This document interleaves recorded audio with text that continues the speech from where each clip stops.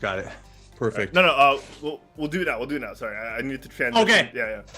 Hell yeah. Let's take our thumbnail. Real quick. I don't know where to look. I used to look straight up and my webcam would be there. Now I have to look to the side because I'm tweaking things out. Okay. You got your thing. That's nice. Okay. I know, right? It's always a t-shirt pose for me. Let's do this. Okay. 3, 2, 1. Okay, that looks it. There we go. There we go. Oh, you look great, dude. All right, we're starting in just a bit. Oh, yeah. DJ already in the chat with BMO. These people. What's that? No. Oh, sure. You know what? Derek's got some wife aggro real quick. He's got to take care of that. All right. How do you get my rings? Got 4 more. You got 4 more. Oh, that's so clever. You got. Oh my gosh. I think this is my next entry for if we do a low cost cosplay again. It's genius. It's freaking genius. Oh, one's a hair tie. Oh well. That works. That works. It'll do. It'll do, pig. Are we at episode 152 now? We are. We are 152. Okay. Okay, gotta post. Ready. Dude, that is so clever. I swear. And Twitter as well.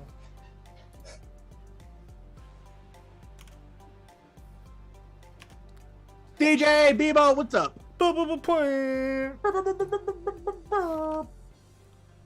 Oh no, it's Twitch. Oh no, we're good. That was just me. It was just me. Actually, I should take this. This thing is like eating my mouth. This guy. None. Yeah, that's fine. Oh no, we're not talking about what if yet. We're doing. Shang-Chi. You know, I'm actually contemplating on actually getting a green screen. I think I told you about that. Yeah. Yeah. Honestly, dude, I love this background for when we do the podcast, but like we talked about last week. Exactly. I can like move it in and out, right? Like when I need it and when I don't use it. Yeah. Like when you do the game streams, it's perfect to have that background. Yeah. Like some games. Some games like I feel like it's better with the green screen and some is without. So the good thing is I know a lot of them have like rollers on it or whatever. Yeah. So if you were in the Philippines, I'd hook you up with one of the ghetto ones. You know, just like give you a big green cloth and some hairpins. Actually, I mean, at this point, I'll just buy green tape. You know, and just get a blanket, backdrop it. You know, because like that's really all you need. to be honest. It works. Yeah. And they have that, like, pretty sure that, like, green, like, that exact color tape. I've seen it before. Yeah. I think that's all you need, honestly. Yeah. Or just just like a piece of cloth and then tape it in the background. So, like. Yeah, it's horror. But yeah, like, I think it'd look nice on your stuff, on your setup. It would look nice on my stuff, wouldn't it? No. Make it look a lot bigger, I'll tell you that. So. From San Francisco to Macau. That is such a cool post. I know, I love that when they do that in the movie. Just like you get ready, and then you're like, and then wait for it, dip. You're like, oh shit's going down now. Actually, you know what? Give me a second. Let me get rid of this.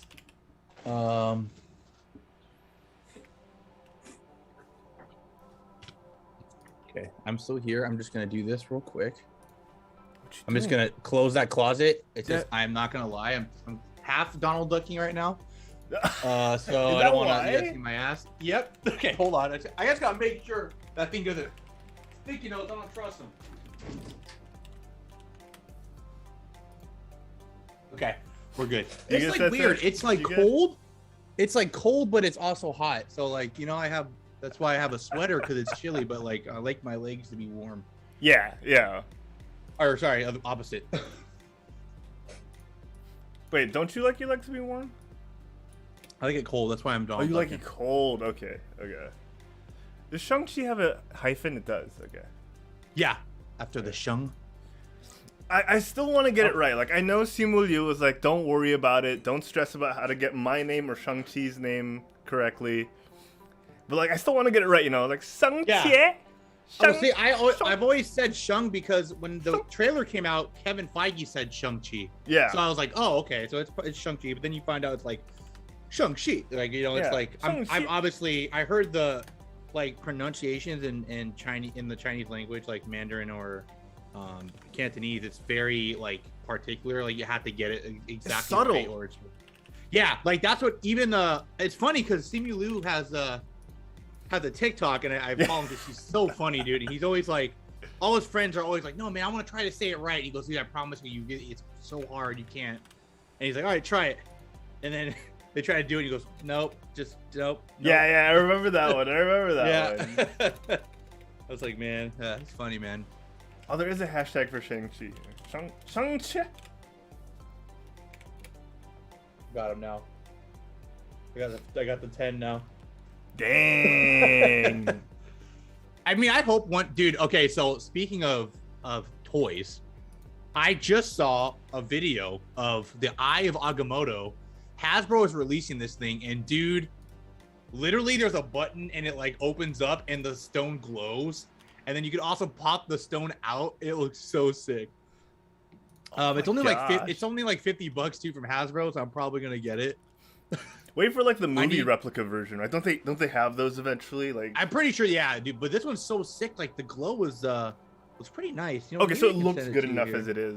Yeah, actually, I am gonna send it to you. I think I have it right. Ooh, please do. Okay, please do. I'm gonna look at my phone real quick. Yeah, I'll send it on Discord. Boom, boom, boom, boom, boom, boom. Sean? Sean?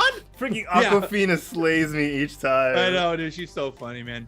I actually have an aunt who sounds exactly like her, like just her voice, like the rasp, and it's like perfect too. Yeah, like so perfect too because like my aunt is the type of aunt she just does not stop talking. Like she just talks and talks and like you won't be able to get away from her unless you're like, oh, okay, like hold on, I think someone's calling me. She'll just go on. And I when Kevin was here and I was like, hey, I was like, watch, close your eyes and listen. And he goes, wow, yeah, he really does. So yeah, told you, man. It's uncanny. Let me tag you in my post. Oh, I can't tag you for some reason. Okay, let me.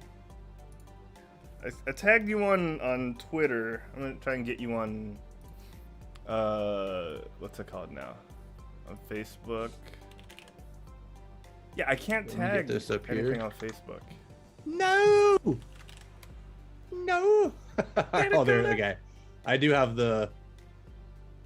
I see the post. I'm gonna share it. Okay, I'm still gonna try and tag you. Man. I'm not gonna give up. Come watch us. I can't we tag. live now. I'll get it. Trying mobile.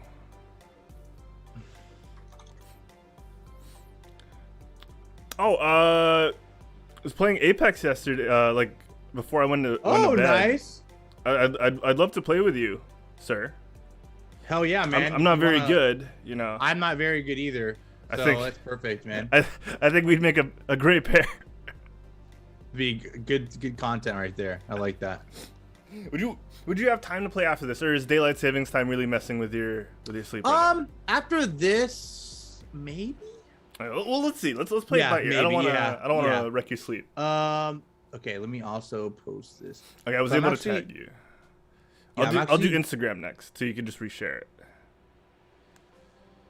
Let me mute this. I'm actually gonna post both the Twitch and the YouTube on my Facebook post. Okay, excellent. That way it should go right. Hopefully when I post it, also like in case they don't click it. Okay. Come on. Yeah, Facebook. I had this. I'm having this like killer coffee called La Colombe. It's from where are they from? I don't think they're from Seattle. They're from somewhere in America. I feel like it sounds familiar. La Colombe coffee. It's Spanish for the dove. Yeah. Oh, nice. Philadelphia. It's from Philadelphia. It's really good, dude. Oh, okay. Let me show you the can real quick. I posted it on my stories. I feel like I'd love to be an endorser of these guys. Oh, wow. It's That really, looks like the bottle looks cool. Yeah. Swanky. I posted it in my stories. Swanky. Yeah. Perfect word. That was it. I'm drinking it from my Stein, from my RL Stein. You know. Oh, nice. So you're just taking a little sip. So good. It's got like chocolate and coffee. It's freaking good. Damn, man. That's dope, though. That's dope. It's tasty. It's tasty. If you ever see it in like your supermarket or something, like I'd recommend. I'll definitely get some. Hell yeah. I'm posting the Instagram story, and I want like Simu Liu to kind of have like his arm around one of us. Oh my god, yes. I'm trying. She'll like send it into that dude, hey, that Photoshop guy. Hey, can you make it so Simu Liu is like putting his arm around us? Okay, I got it as close as I could. We need more followers on Instagram so we could link people directly from the story. Yeah, I know. Like the swipe up, right? Yeah. Yeah. Dude. It's so the access. It's so accessible. Like when you have it, you know, it's so easy for people to watch. Damn! I'm actually watching your pour right now. God damn. Your drink pour for the coffee looks good, man. I'm glad it came out that way. It's tasty, man. I don't get how people do this. Okay, YouTube Live and Twitch. Oh, someone messaged us on YouTube. Weird. Oh, hello. Oh my God, you guys are so hot. Thank you, Derek O'Brien from Seattle. Yeah, thank you. Whoever that is. Yeah. Attractive. I think the commenter was attractive as well, Sensei. So yeah, maybe. Why think I did not post? Why did I not share it? Why did you not? The social media, Sensei, is just so hard. I know it doesn't like us sometimes, you know. There we go. Come on, share. Okay. We're no strangers to love. Apparently, Never Gonna Give You Up is in Guardians of the Galaxy, the video game. Oh, is it? Yeah. Wow. I'm actually planning to stream that. Oh, snap! Can't wait. I'll probably start Monday. Yeah, I'll start Monday. Definitely. I know this was supposed to be a Pokemon Final Fantasy month, but Final Fantasy got pushed for the first time ever. What do you mean it got pushed? Like the new patch, yeah, the expansion? The newest expansion got pushed. It was supposed to be out in 7 days. Okay. On the 19th. But the creator sent a message. He's very sad about it. He was tearing up because I think it's just a lot of the new players coming over, and he probably just wants to make sure everything's good. And but yeah, it's getting pushed to December, so December will be the month for that. which is fine. Also, there's a lot of games out right now, so and I've been, dude, I'm telling you, that Animal Crossing update is insane. I've been just playing it a lot. I haven't got the DLC yet, but man, I'm just doing so many things in preparation. You're playing a lot. Yeah, it's fun, man. And I actually, when I get the DLC, I want to involve like people that watch to be like, hey, you know what? Let's design their house together. You guys can choose what goes in, and ooh, that's fun. Yeah, it's gonna be pretty cool. So the grasshoppers are aware. Yeah, I let them know. We have a couple of fans that play the game as well, so I'm pretty sure like I'll get something going on. Yeah, man. Like Animal Crossing is very accessible, especially for people who don't know what's going on. It's easy to just talk through it. So yeah. Some good stuff. Some good stuff. 100%. All right, Instagram's also up, by the way, Sensei. If you want to. Nice. Gotta share that. Nice. I wish I photoshopped it ahead of time, but we'll have to make do with this. Oh, dude, it looks so good. You did. Dude, I love that. That is awesome. Oh my gosh. Oh, it's amazing. Wait, so DJ, and friend, DZ? if you wanna throw us a photo of that sweater, or those sweaters, you know, throw it our way on the Discord. I want to see. I want to see. All right. Throw it on. Derek, what's this action figure happy hour you linked me? Should I throw it on screen? Okay. Yeah. So basically, this was the one I was talking about with the Eye of Agamotto. Okay. I don't know if it's out yet. From what I saw on Hasbro, they're just taking pre-orders, but maybe some stores have it already. It's basically, like I said, it opens up.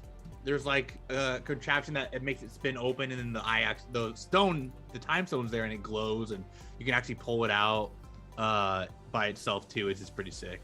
Okay. So for Doctor Strange fans, I think you would love it. I might get one myself. I have yet to have a Marvel like prop, so I think. Oh yeah. You know, that could be the start. I definitely would want like, Tony's like the gauntlet when you have the stones. That would be pretty sick. Or Cap Shield or something.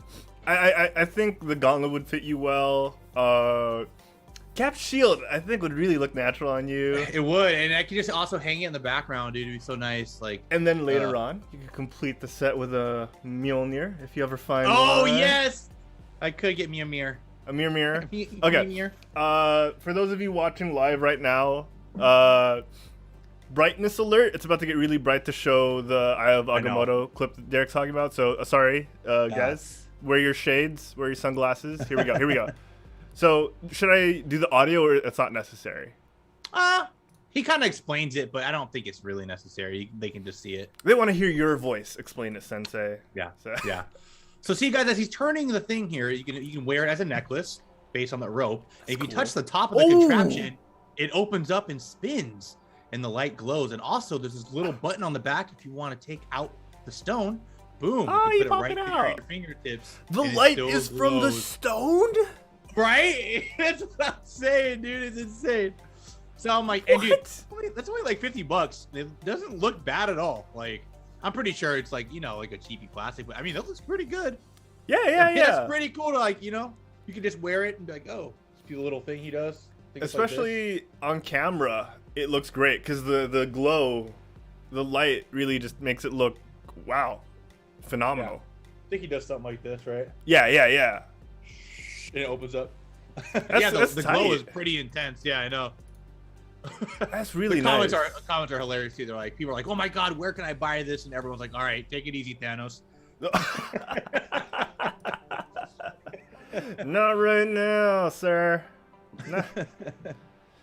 Calm yourself. I am broke.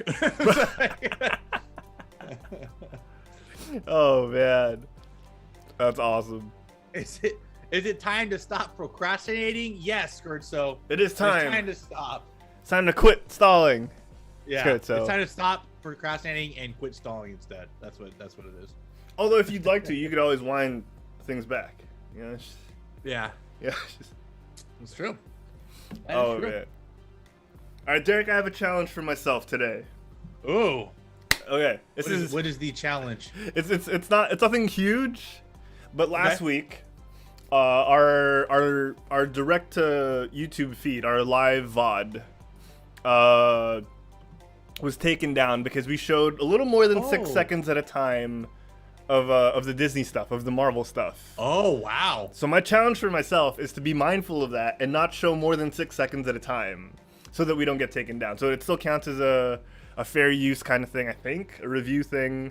Okay. So we'll give that a shot, because I hate having to go into the editor and kind of like remove the video. Yeah, I hear or like, what you're saying. Yeah. Or like put a watermark over it so we don't get the copyright stuff. I have had to do that a lot of times in the past. I'm trying to make sure we don't have to do that moving forward, so we can just like have it uploaded right after. So we'll see. Yeah. That's my challenge for myself today. Not get DMCA'd. Yeah, I believe we can do it. 5 seconds. 5 seconds ish, you know. 5 second rule. 5 second rule. That's the new application here on the show. 5 second Yes, rule. 5 second rule. That should be another sticker. But I'm open to it. I like that. I'm yeah, open to it. You're open to it. He's open to it. Oh man. Oh, I also talked to Erika. I talked to Erica. Oh, noise. Erica. Erika. She is also excited for me to try Final Fantasy. Nice. And is she on like an Asian server or? She mentioned what server everyone's on. From I think Renzo's there as well. Renzo mentioned last week what server he's on. Okay. Let me dig it up. Yeah, I think. Let's see. I think it was a American region data center, if I'm not mistaken. But checking. Carbuncle. Ooh, actually, I think that is a Asian one. But I don't mind making one. Like again, like just if you're gonna start, I'll just make another guy. Sure, why not? Do I have to? Carbuncle is. But we can play with them, right? If ever. We can if we make it there. So the thing is, like, I know they're currently working on having all data centers play together, but currently all servers can play together as long as they're on the same data center at the moment. So there's still restrictions. Like, yeah, so since I moved to a US one, I couldn't be able to play with them. Not yet. Not yet. Yeah, okay. Not yet. But yeah, sadly. But like I said, I don't mind, like, you know, just starting a new like character just to like kind of have you experience it too. That'd be fun. Okay. Yes, it is a Japan server, so. Okay. But yeah, I mean, I don't mind. Okay. It is what it is.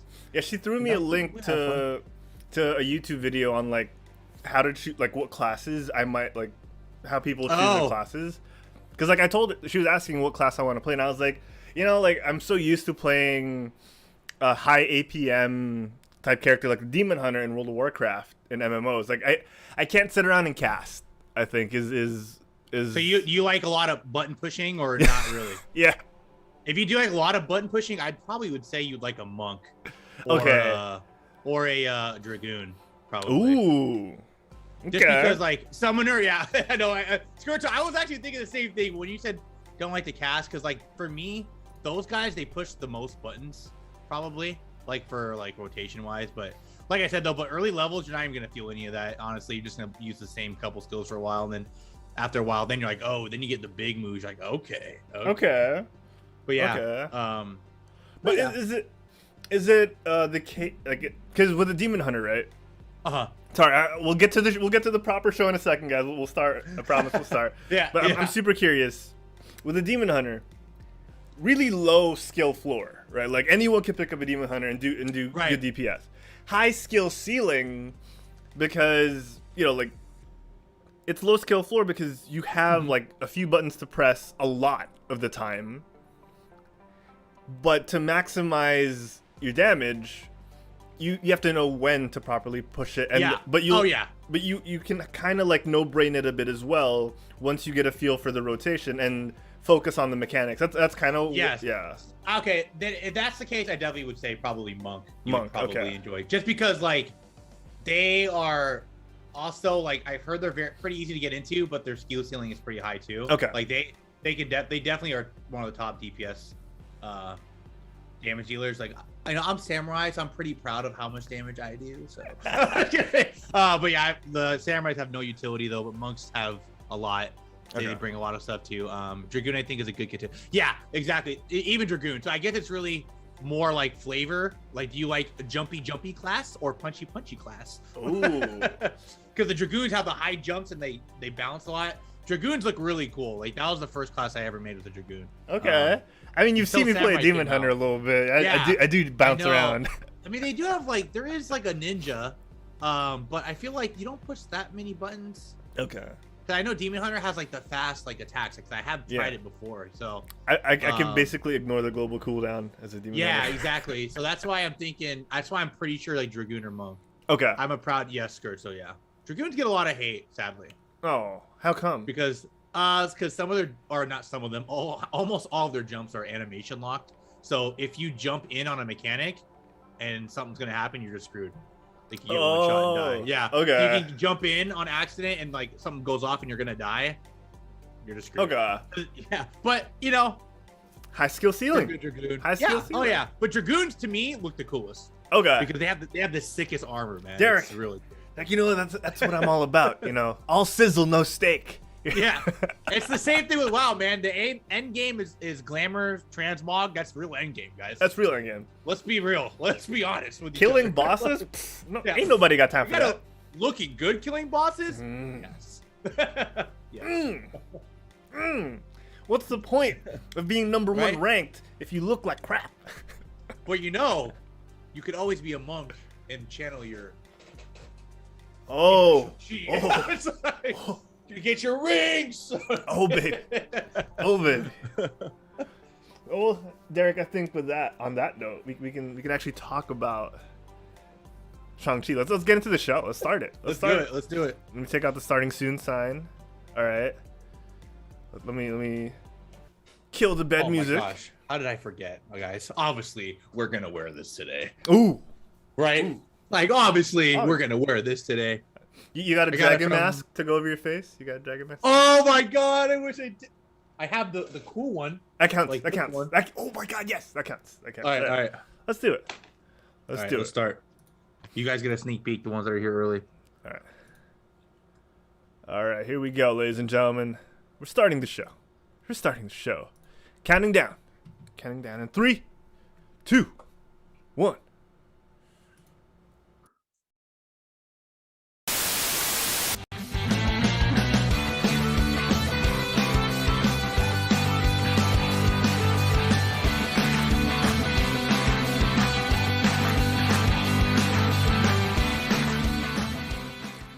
Welcome, everyone. The Quitstalling Geekcast. I am your host. My name is Herald Silvestre, welcoming you, the Quitstalling Media Studios studio. That is right, it is a Sunday. And with that being said, you know, I never do the show alone. I always have a little guidance from a sensei. And of course the chat. Hi chat. What's sensei? We're gonna head on over to the far, far west. To the Pacific and the North. Ladies and gentlemen, give it up for my pal, my buddy, Derek O'Brien. Hey, I got my my Ying Li outfit on. Ooh. Which is Shang-Chi's mom. Got the hat and the mask, but we'll have the mask off. I just want to do it for the intro. What's up, everybody? Konnichi, what is going on? I can't take off my headset because it's okay. Here we go. Hi guys. Welcome. We're very excited to talk about Shang-Chi and the 10 rings today. I'm ready, prepared. I got my 10 rubber band rings. Ooh. We're totally ready. They each have a secret power. I can't really show you guys yet. Maybe when we start, you guys will get more of an idea. Mm-hmm. But, you know, for the sake of you guys' safety, we'll decide not to show you guys that right now. I mean, what would have been cool is if we pre-planned a little bit, Derek, so that we could coordinate the transference of the rings from you to me. My but God. you know, next time. Oh my god, that would have been so sick. They're not ready for that. They're not ready for it. That. You guys aren't ready for it, honestly. You know, you gotta earn it. you gotta stall a little more first, and then we can get that going for you guys. Oh my gosh. Yeah, it's excellent that you put those on, especially for the thumbnail. I know, right? I was like, you know what? How can I get rings with like rubber bands? That'll do it. Oh, guys, welcome to the Quitstalling Geekcast. So today, on episode 152, we're gonna try and tackle not just Shang-Chi or Shang-Chi. I'm gonna brutalize. I know, that right? It's hard to say. Yeah. Just call him Sean. Sean. We're gonna talk about Sean and his 10 rings. Sean's 10 rings, and we're gonna try and tackle as much of the last 3 episodes of What If as possible. If we get all 3 down today, cool. But because we're pushing daylight savings time in the Pacific Northwest right now, we don't want to keep Sensei up too long. We also want to see if we can play some Apex later. So we'll see. We'll see. Yeah. Sensei, it's been a week since we last spoke face to face. I've been wondering what you've been up to, man. Well, I have been hitting the sack myself. No, I've been this You've same been old sleeping? for me. Yeah, I've been sleeping a lot. It's actually been very windy here and rainy. Ooh. Did lose power one time last week. Yeah, during the stream, right? Yeah, during the stream, and I ended up going outside with my phone, live streaming, and see what's going on. It was pretty scary. And yeah, we thought it was gone, but the wind and rain has came back tonight. It's not as bad as it was last week, but it is pretty chilly and wet and very windy. So trees may come down in the back of where we live, but you know what? It is what it is. Stuff happens sometimes. Yeah, man. Other than that, nothing too much. I did try that new Lost Ark game when the beta was out. You know what? It was fun. I think it scratched the itch. Obviously, for many reasons, it sucks to be a Blizzard fan right now. And I cannot play Diablo 2. I mean, I can. Would you feel right? Right, exactly. It would feel horrible. So, and from what I've heard, this is the most popular one in Japan, a ARPG type of game, MMO. And it was very fun, man. Like the classes were cool. There we go. Yeah, it was very cool to play. That is kind of like the Demon Hunter actually right there. So speaking of what we were talking about on the pre-show, but yeah, it was a lot of fun.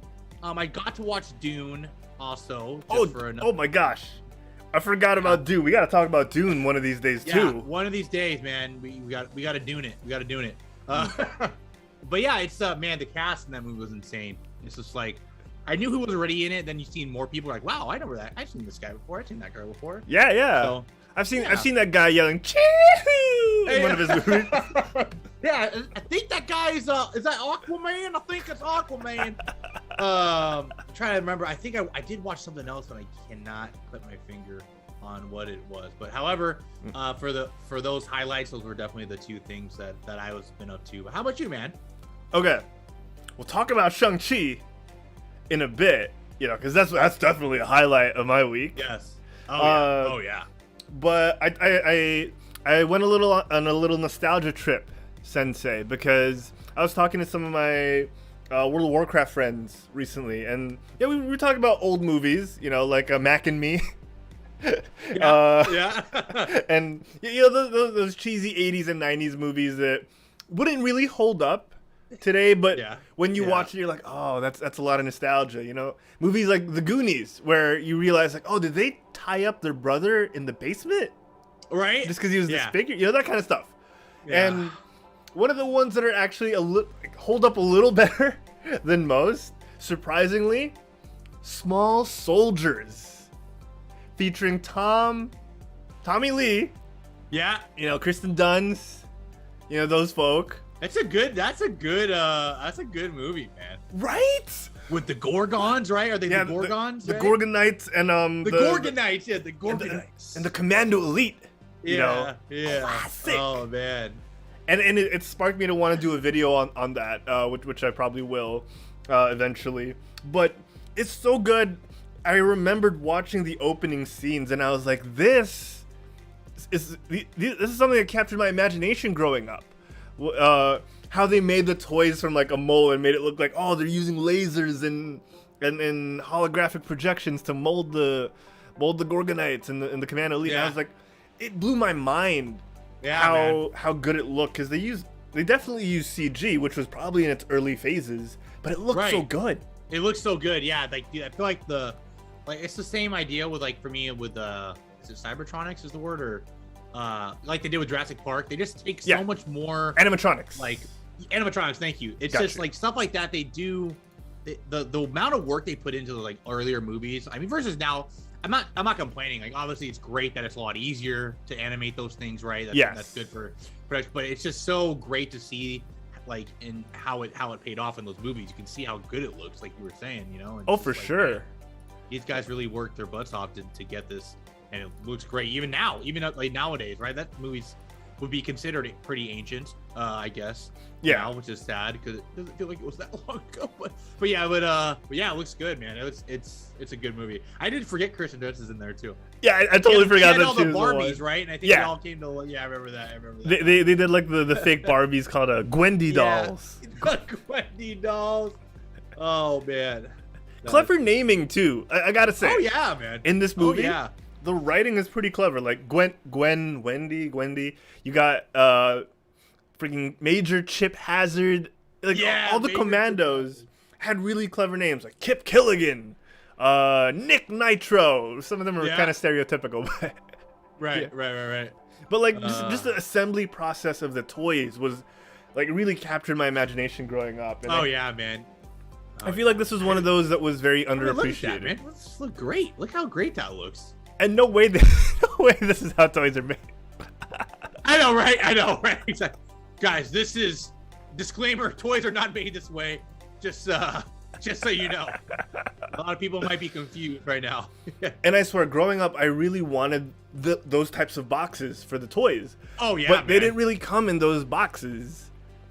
And I think it was like a missed opportunity because, especially at the end of the movie, the guy who owned Globotech, the corporation that made the soldiers, they were like, the guy was like, would have made one hell of a commercial. And I was like, that's your movie. The whole movie is a commercial, and they never capitalized on it. Because I would have bought all of those. You know, I would have been like, I know. Dad. I want it. I want it so bad. Get them all. I'm gonna check eBay right now. I'm gonna check eBay if they have small soldiers figures. I bet, man. Like I guarantee they'd be on there like super expensive though. $50 or pre-owned? That's not bad. Let me bring this up real quick on screen. $50 pre-owned does not sound. That is not bad at all, actually. It's like the full set too. Oh well, four of them. Chip, you got Archer. You got. That's pretty cool. Yeah, I forgot his name, but yeah, that's not bad. Oh wow, you got Archer in a package at $69.99. But see what I'm talking about? The package does not look like how it did in the movie. In the movie, yeah. Oh yeah. Which I really think is a missed opportunity because, boy, it looks great. Yeah, they could have capitalized on that. Yeah. Literally speaking too. I think these days they would have, right? People right now don't underestimate toy sales as much as they used to, and the importance of like having a tie-in. Yes. So, oh man. Okay, sorry, I didn't mean to go too hard on the nostalgia. No, man, dude, that was a good trip down memory lane for me too, man. That was that's awesome. I want these. And I remember, okay, just to cap things off, I remember there was this game because we couldn't get the figures, right? They had sort of similar versions, but still not the same. Oh yeah, the boxes there look definitely better. A little better, right? Yeah, yeah. Actually, yeah, much better. But one of the things that I played as $2,000. Are you kidding me? Wow. Hey, you know what? Go to I think there's a filter like on the left. For completed or sold. I'm actually curious how much like one may have sold for. You know. Let's see. On the left. Yeah, on the left. I know there's like a filter. If you go down a little bit, there's like you can sort by like sold or like completed, or it says something similar to that. Okay, I'm checking. There's sold items. Sold. There you go. I have to verify that I'm a human. Give me 1 second. Oh. Yeah, click all the stuff that looks like a car. Meep morp. I am human. Okay, so the ones that sold aren't as ridiculous. $30 for Archer, $40 for Chip in the packaging. I mean, assuming for how much they bought it, though, $120. That's a pretty good one. Oh, this looks like a set of 7. It's a set of 7. Oh yeah. Oh, no, not this one. Here we go. Oh, the listing has ended, so we can't look at it anymore. Okay, but yeah, it's pretty legit. Dude, speaking of eBay, like I actually I pulled a Mew cookie. Currently at $150 bid right now for a cookie, guys. Yeah. Look, you're selling it right now. You're selling it right now. I'm literally selling it right now. I was like, you know what? I'm gonna see how much this will work in people are crazy. $150 right now. I know. I should have just sent mine to you in Christmas for the rest of the stuff. Mine's a pretty good. Here, actually, I have. No, but mine isn't in good condition though. Mine had like a crack. That's why I decided to eat it. You know, I don't think anyone would have bought that one. That's great condition. Yeah, dude, it was like perfect too. So I got this actually at our local store, and I was surprised they restocked it because I gone there a couple times before, and it was just the whole box of cookies were just perfect condition. I was like, wow, dude, that's excellent. Great for me. Good thing. Yeah. I mean, you know, like it's a quick way to make a good profit. Yeah, that's true. That is true. Kudos to you, sir. Kudos to you and your entrepreneurial acumen. I'm trying. But for real though, freaking Small Soldiers. Skirto in the chat said I forgot that movie existed. For real, right? Man, it's so good. Skirto. Yeah, it's super good, buddy. Check it out. BMO says S grade. Your Mew cookie. Yeah, I'd say a PSA 9 out of 10. The center's a little off. You know. Still worth an acrylic coating. Yeah, dude, I've seen some people like sell it. They literally put it in resin and send it. I'm like, wow, man. I mean, I'm not gonna get me wrong. If I do sell it, I'm kind of scared. Like, I don't know how I'm gonna ship it, and I'm scared like it might crack. But I'm sure I'll figure something out. Because they do have that refunding system, right? That you could get kind of scammed with. Yeah, exactly. So you gotta be careful. Yeah. Oh man, gotta be careful. Yeah. Definitely S grade. I'm glad you're getting those bids in. Yeah. Yeah. 150. Yeah, man, that's pretty sick. Mm-hmm. Oh man. Okay. So, a lot of catching up. I'm glad we got to talk about Small. Oh, there. Sorry. Real quick. What I was talking about was there was a game for Small Soldiers called Global Tech Design Lab. Because we couldn't get the action figures, I got really into it, right? Oh, okay. And you could like mix and match them and kind of like have them fight. It was like a fighting game. And then there'd be like different environments, like the bathroom sink. But it looked so bad. Really? But that was like the pinnacle for me as a kid. You know, like, oh, amazing graphics. It looked so bad though. And I think deep down inside I knew it looked bad because we had games like Final Fantasy and all that stuff. But the thing is, power through it though. That's how we do it. We power through it. And it was super janky. The mechanics were super janky. You'd press a button and it'd take forever for it to register.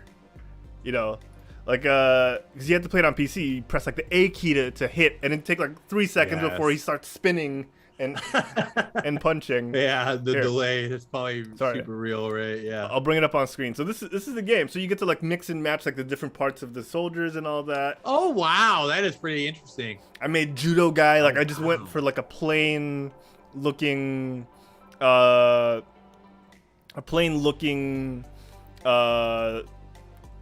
Elite soldier. I like how they run, just like their hands are just like.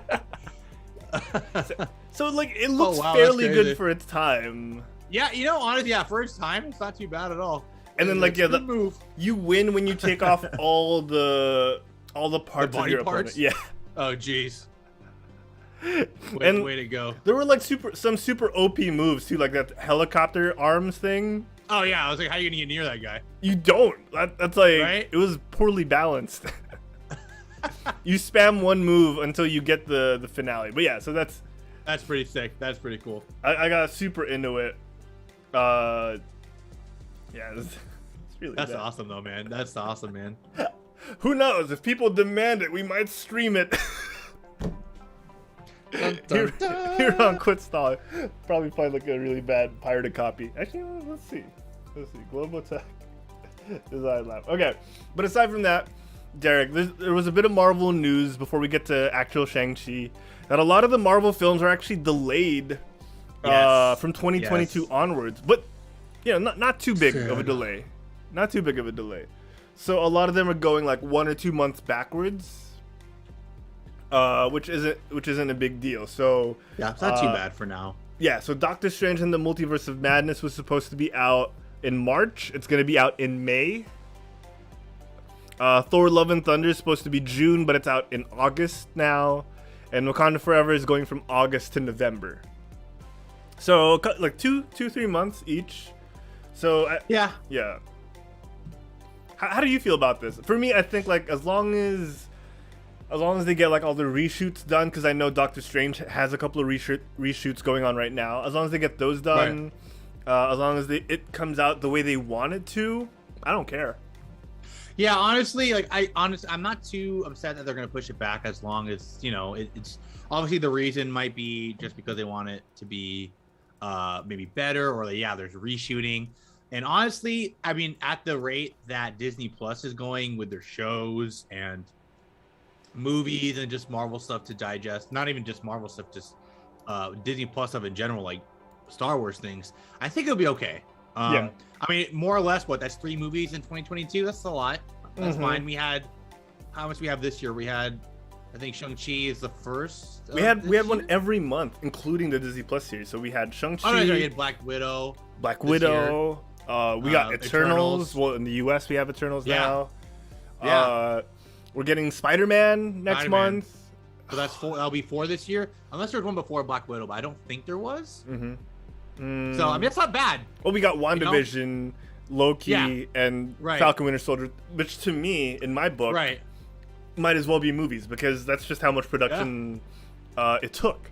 Right. And that's what I'm saying too. Like, so I'm not too upset. Like, they're not the dates. At least we're still getting the movies regardless. And then, like you said, a couple months back, not a big deal. Not a big deal, right? And in the grander scheme of things, there's so much more you could fill your time with, whether you're catching up to the MCU or just trying to explore what else is actually getting released early. So, I'd rather they like with Blizzard games in the past. Speaking of Blizzard during the pre-show, I'd rather they delay it and come out with a good product than rush it and then you can't take it back anymore. Yeah, true. Yeah. That's a good point. Great point. Yeah. So I think you're a great point. Well, with all that being said, Sensei, and since we're talking about Marvel movies, I think we should talk about Shang-Chi. Let's get into it. Let me change the music a little bit. Is this good? I know I pre-screened a lot of these pieces of bed music. Oh, there we go.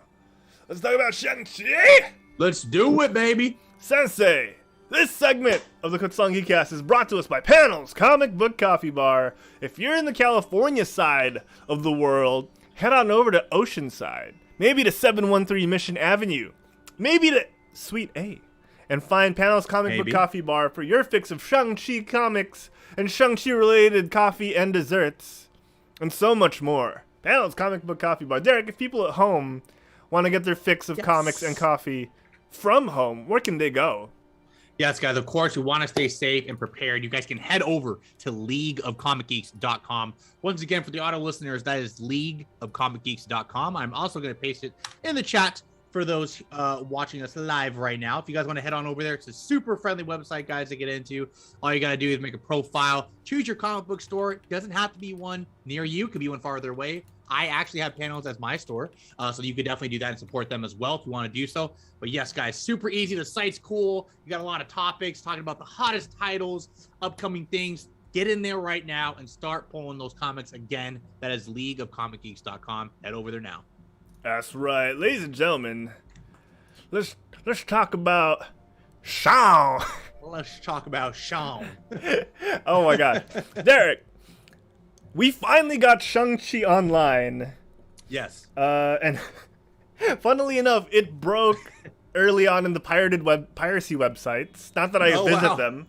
My friends told me. I had a friend tell me. Yeah. Broke 2 days early. It was like Wednesday here in the Philippines, where they started going up, and people started watching. And I was like, I plan to watch this with the perfect combo. And by the perfect combo, Derek, we were talking about like, how do you prepare? Last week's show, we talked about how do you prepare? What's the best way to watch Shang-Chi?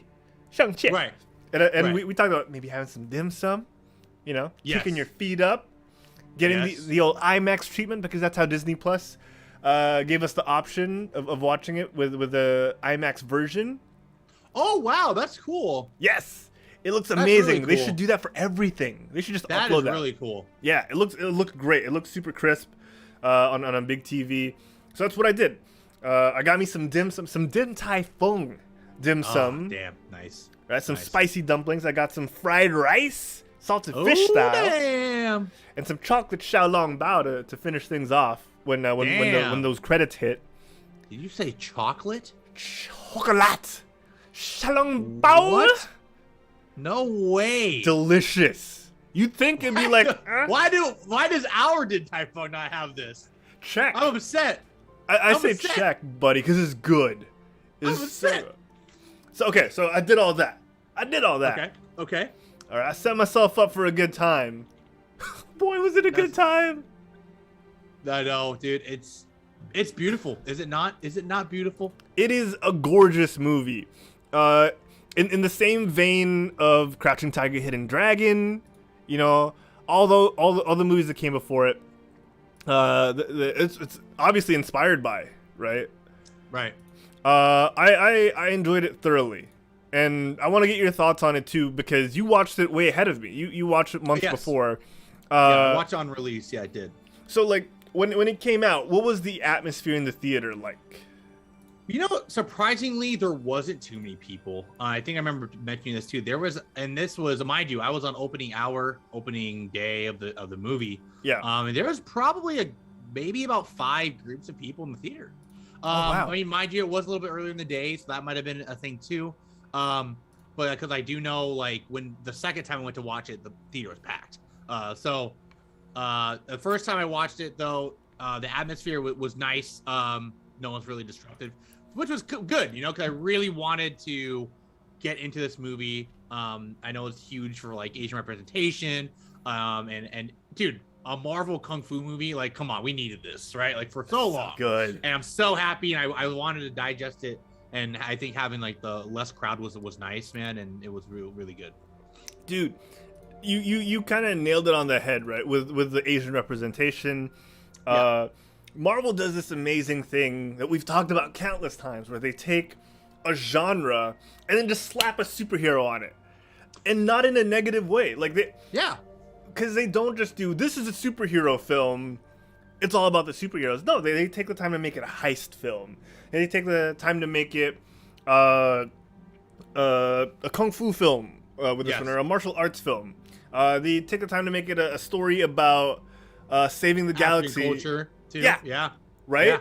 African Yeah. culture with Black Panther. You know, they gave us a space fantasy adventure with Guardians of the Galaxy. You know, so Yes. it's all that. They managed to do this, and they always tend to deliver. And a lot of people give Yeah. Kevin Feige the credit for being able to weave all these stories together.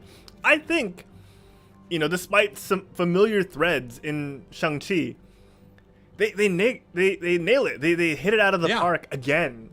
Oh yeah, man, 100% agree. Like I tell everybody too that I discuss this with, man. It's just alone the cinematography, the shots of the places they visit. You kind of get both. You get the best of both worlds. You know, you kind of get like the urban life in San Francisco for a little bit. Then you also get like the Chinese landscapes, like you see. Obviously, they're in a different. They're not in China. I forget the name of the worlds they visit, but man, you see the landscapes. Kowloon, thank you. You see like the creatures. Talo. Oh my god, it's just, man, it's so beautiful, and I was so happy to see that. And they did it. They did such a good job, in my opinion, too, of kind of going back and forth. Sometimes when movies do that, it can be a lot. And from what I know, I think this might be the first Marvel movie where you kind of don't get the full backstory right away. Yeah. Right. It's like told throughout the movie, which I thought was great. I loved it. It was a new way to watch a Marvel movie, and I actually really enjoyed that. So I don't know if this is just maybe a thing they're trying out, but I say yes. I thought it was great. Yeah, I think it's all. You know, yeah. I was just saying, you're just like you're going through the movie, but you also don't know like what's happening. So it's kind of like you got two stories going on. Like, okay, and they're gonna kind of, you know, yeah. I thought that was cool.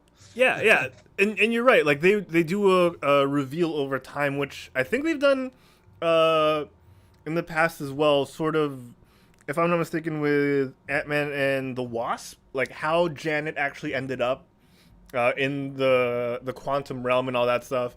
But it's done so well here because it fits the theme. You know, Yes.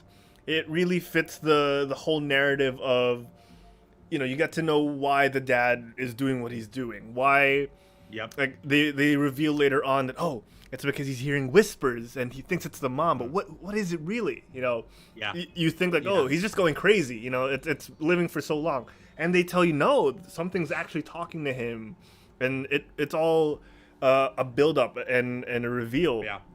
You know, the Yeah. pacing could feel a little. You know, the beats were well done, but you could tell that okay, sometimes they could have maybe revealed something a little earlier, but in the end it all works. You know, once you get the whole film, it's really good. My initial thoughts as we were going through it, or as I was watching the film, I don't know if you had the same thoughts. I want to get your point of view once I mention this.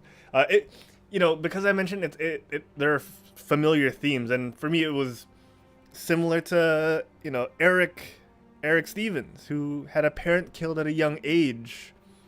You know, a young man who went from rural America, you know, or in the case of Sean, having to choose the urban lifestyle to what was a more traditional upbringing. Right. You know, like Killmonger, who wanted to go back to Africa. Yeah. And, you know, there's a lot of similar themes there. It was a what if, or a reverse Black Panther of sorts, in some sense for me. You know, Right.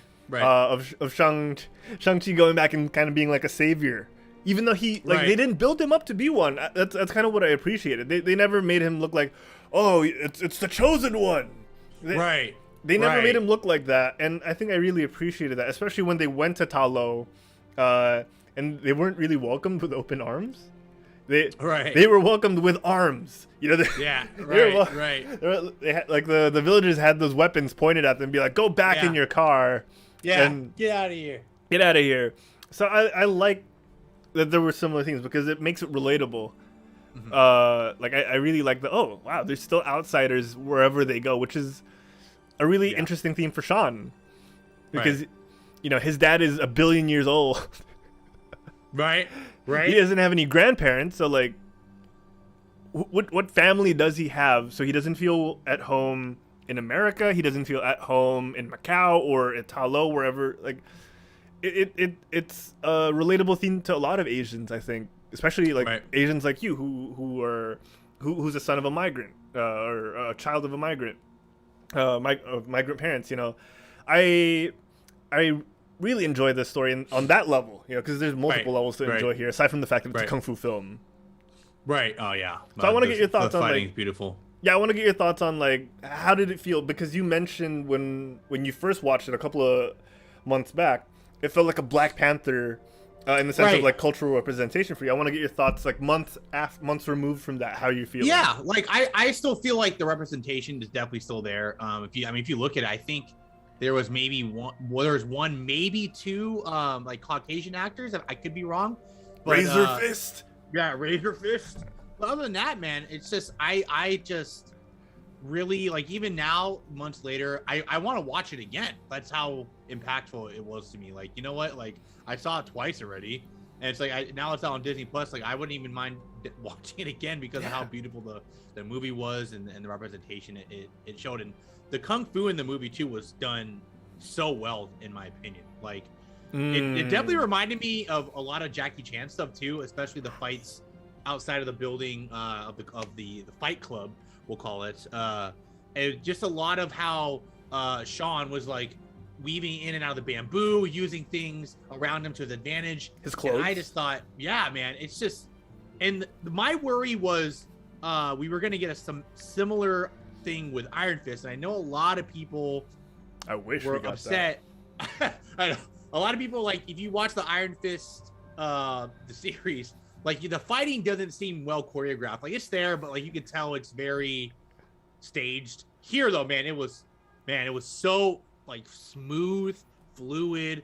It looked so natural. The fighting was like the amount of fighting in between like scenes was great. Yeah, you know what I'm saying? Like I really like that because my whole thing too was, man, I hope this like the kung fu part is also like there's a lot of fighting.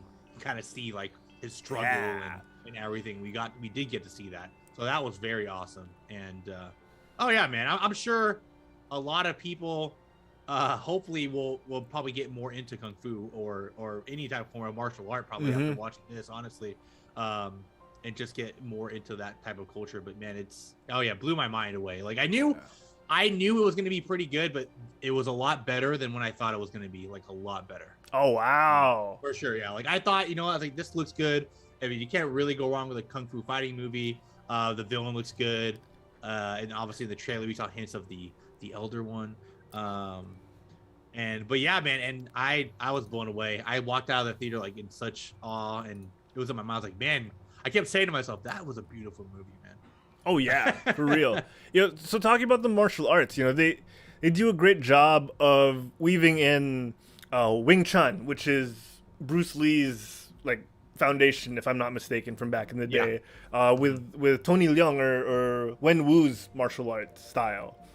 Which was also Shang-Chi's base martial arts style.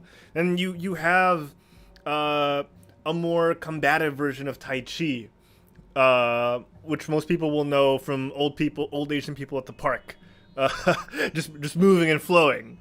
Right. But they have a more like fighting version of it in this movie with the mom's fighting style. Her name is I'm blanking on her name now.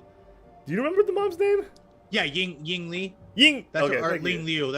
I think that's what it was. I was saying that earlier. That when I put on my outfit, Ying Li. Ying Li's her name. Okay. So you get that, right? You get the best of both worlds, and it's really interesting how they're able to do that because, like it's very Avatar: The Last Airbender-y, right? With whole mixing of martial arts and making it look good, because like you said, it's easy to mess it up too. With Iron Fist. Well, as we know now, Iron Fist and the stunt coordination was really challenged with their tight timings and certain actors not putting in the work. But apparently it was the opposite with Simu Liu, because if you watch the Disney Plus behind the scenes, they already have the behind the scenes for it on Disney Plus, by the way. So if you want to watch that, guys, it's up there. Simu, actually, they had to prevent him from doing most of the stunts because he was so game to do everything. Yeah, I saw some of his training stuff, man. He really put in the work to get into shape and just to get into the right fighting style and everything. Like for those who don't know, I don't think he had a little bit of knowledge. I think a background on martial arts, but from the training video, and in the video, man, and obviously in the movie, looks flawless. Looks like he's been doing it forever. Yeah. Right. And I thought, man, props to him, man. Such a good job playing Shang-Chi. Yeah, for sure. And while we're talking about him, like, what do you think of Simu Liu as Shang-Chi? Because, in my opinion, there hasn't been a natural fit in terms of like pulling someone out of nowhere and throwing him into a Marvel role. Because we know we've had established actors who've done other movies and then come in, guys like Tony Stark himself, Robert Downey Jr., he was already an actor, people knew him. He wasn't plucked from obscurity, he was plucked from struggle. Right. Chris Evans played a different role, and they got him to play Captain America and elevated him. I don't think there's been someone plucked from this kind of obscurity and into such a natural fit since Chris Hemsworth as Thor and Loki, freaking Tom Hiddleston. Those two were not known by anyone before the roles. Right. And then now they're kind of like synonymous with when you think of Thor, you think of Chris Hemsworth. When you think of Loki, you think of Tom Hiddleston. In that sense, out of nowhere kind of levels. Yeah. And I think he's such a natural fit. But I didn't mean to go off on that. No. But I totally agree. I also think it was the same thing with Chadwick, man. Like Chadwick Yeah, Chadwick was also one of those people that I mean, of course, like, Late don't get me bloomer. wrong, guys. Like, obviously, these guys had movie backgrounds, show backgrounds, but nothing that was like major. Like, Simu had Kim's Convenience. I think that would have been the biggest thing next to this movie that he did, for sure. Yeah. I mean, obviously, and he was the Getty Images boy. You know, we all can't forget that. But yeah, man, I think I mean, to be honest, and let's be real here, to be in a Marvel film, it's a big thing. So, in order to like actually sit in the theater and accept this guy as a hero, especially in the MCU, it takes a lot, and it's you gotta, you know, you can't just get any just random person, right? I mean, here they definitely did. Obviously, they got like people that are not as renowned as other actors, such as Chris Evans and stuff, right? But great job. Like I said, I was totally on board. I loved how he acted. I thought he acted fantastic. And I know, for like I was mentioning too, like that's a big issue with getting a new person. You kind of wonder, okay, how is this person going to fare with not as much experience being in bigger type of movies or shows? Like, again, not saying that Kim's Convenience isn't as big or anything, but obviously MCU, so it's a whole lot bigger different thing to right. do. It's a universe, man. It's like, and you know, you got to think too, like, okay, him being in here means he's in it for the long run. So you got to remember, okay, he's going to be in other movies. Do I like this guy? And goddamn, I love this guy. I thought he's so good. Great. He's so good. Fantastic. Funny. You know, some people can't do the funny stuff like and the serious stuff well. Because, man, Simu just kills it, man. And oh man, I think like especially the timing of like the modern age. I just think he killed it so well. Not even just him, even Awkwafina, man. They both did so well. They both, like, their characters together. They really, I feel like they kind of counterbalance each other too. It's just, they did a fantastic job, man. I was very impressed. Dude, you talk about Awkwafina and watching her, and well, one, her chemistry with Simu was amazing. Like you get that feeling of they could be more, but these are best friends, right? They don't have to be more, but they could be. Like, it was a great relationship where they didn't have to like kiss or anything on screen to have a tight bond. And you know, a lot of people feel like, you know, if you have a male and female dynamic, the natural progression is romance. But for them, it didn't feel like it had to be, although it could. Right. That's friendship, man. Yeah. I mean, I got friendship from the movie. Yeah, for sure. I really liked it. And, you know, like, I love being able to do that. But when it comes to Awkwafina, it's so easy for her. It could have been easy for her to just Leslie Jones her way through every scene and just yell and scream and be like, oh my god, but she didn't. She showed a lot of like subtlety and a lot of like nuance to her acting that I'm glad she did, even though she had this Hotel California scene that was really set up well. With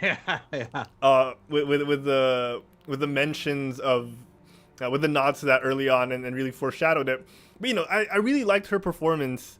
Because she never stole the scene in a way that was egregious. It was never like, oh god, it's her again. It was always very complimentary, and that's what a great supporting actor does, is make the scene better with their presence and their dialogue. And she never tried, I think, to steal the scene or steal the show. She played her part perfectly, and I like that. I like the dynamic. I also felt that she was really relatable for millennials. When for sure. I feel like she was relatable to just even her personality and everything like that, and just like I like the friendship part for me was so good too. Like I just felt like, aside from just the representation, it was just two tropes being broken in one movie. You always think, oh, there's got to be a love interest, right? No, not necessarily. No, these are tight. As you've seen here, they just bros. They're good friends. You know, they worked together for a while. They since middle school. I think they mentioned when Sean went to the States. Sean. But yeah, man, it was just such a good movie. The fighting too was. It's what Iron Fist should have been, honestly. Yeah. So I want to bring you back to Awkwafina real quick and how she's relatable to my point of making her relatable to millennials. Like when she said, you know, every time I get sort of good at something, I kind of get scared and change like direction. I was like, dude. Oh yeah. Yeah, it's like, you know, I kind of get good at something and then I do that thing and then it's the same thing. I just kind of repeat it. You're like, yeah, that's like, pretty much It's called out. Yeah, it was a great line. It was a really great line. Oh yeah. Yeah, her as Katie, amazing. How she managed to get that arrow into the thing's neck, we could probably tackle that on later. But the reverence people have to Tony Leung, even before I saw the movie, I had never seen any Tony Leung movies in the past. Mm-hmm. Yeah, I'm gonna admit that, but there's always like an air about him every time he shows up on screen, and you could tell why people respect this guy, because he just, the opposite of Awkwafina, he just sucks in the scene and he makes everything about him, but again, not in a bad way. Like, this dude is a ham, but it serves the story really well, and he's great. He's great. Yeah, man. Like I said, and the thing I liked about that, what they do good with the villain, is that he's not really a villain. You know what I mean? If you think about it, he's chasing because he thinks like it's like his love. You know what I mean? Obviously, the kids are trying to point him out, but I always feel like if you can kind of relate to the villain or at least understand where he's coming from, you did a pretty good job on nailing the villain, especially nowadays, right? Yeah. I mean, I know in the old days, it's like, oh, obviously this guy's a villain. He's evil laugh and blah, blah, blah, you know, but here you kind of see he just wants to get his wife back, and he thinks that getting the wife back will bring the family together. Sure. I get that, but you know, obviously there's certain ways to do that, and but yeah, man, he did a fantastic job too. Like I said, a lot of these actors I have rarely seen, and for the fact that I felt comfortable that they were in this universe was amazing. Yeah, you're talking about, you know, the story behind Wenwu, or later on we'll tackle the Mandarin side of him. Like, if you look at it from his perspective, he's lived thousands of years-ish, hundreds of years, and he's only had like 30 to 40, maybe less, that he really enjoyed and found purpose, which was when he was with his wife. Right. And he's trying to get that back, because that's the only time he was really happy. Right. He was willing to put everything down. He stopped using the rings for it, right? He was just done. Yeah, and like you said, it's very human for him to be like, that's the time I was happiest. I want that back. Right. Oh yeah. Right. Oh yeah. Totally relatable. He kind of put on the blinders. You know, he ignored his kids and all that, because that's he just wanted it to go back to then. Yep. And it's so relatable. You know, a lot of it is understandably kind of put underneath the layers of I have to be a Marvel villain. I have to do my part and elevate Shang-Chi in the narrative.